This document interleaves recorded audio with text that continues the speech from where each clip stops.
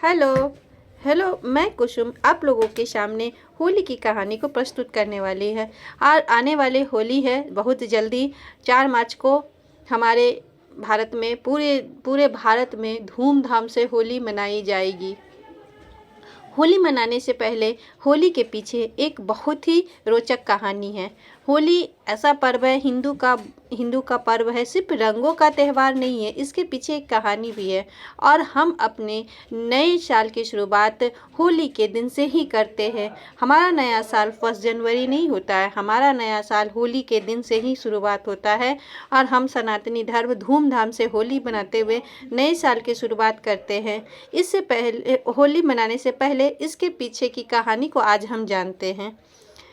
होली की सबसे प्रसिद्ध कहानी भगवान विष्णु के भक्त प्रहलाद और उनकी अहंकारी पिता राक्षस हिरण्यकश्यप की है। हिरण्यकश्यप ने अपनी बहन होलिका के साथ मिलकर प्रहलाद को अग्नि में जलाने का प्रयास किया था, लेकिन भक्त प्रहलाद बच गया और होलिका जलकर आग में राख हो गई। यह त्यौहार बुराई पर अच्छाई का, सत्य की जीत का प्रतीक भी है।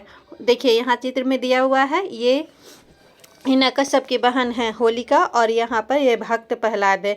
इस कहानी के माध्यम से हम ये भी जानेंगे कि कैसे अच्छाई हमेशा बुराई पे भारी पड़ती है और हमेशा अच्छाई की जीत होती है और अच्छाई सत्य का भी प्रतीक है।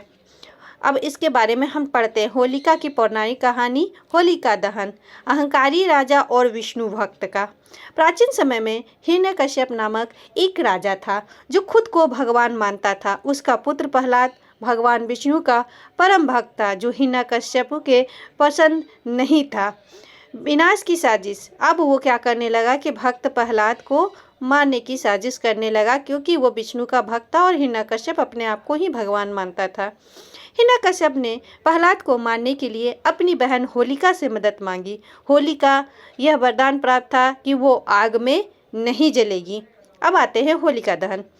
होलिका प्रहलाद को अपनी गोद में लेकर जलती हुई आग में बैठ गई, लेकिन भगवान की कृपा से प्रहलाद बच गए और होलिका उस आग में जल गई।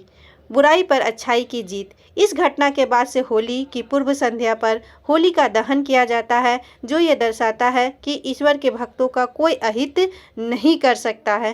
होली से पहले हम होली का दहन करते हैं और उसके दूसरे दिन होली मनाते हैं। होलिका दहन की ये छोटी सी कहानी, ऐसी तैयार ये कहानी आपको कैसी लगी? Thank you for watching my video.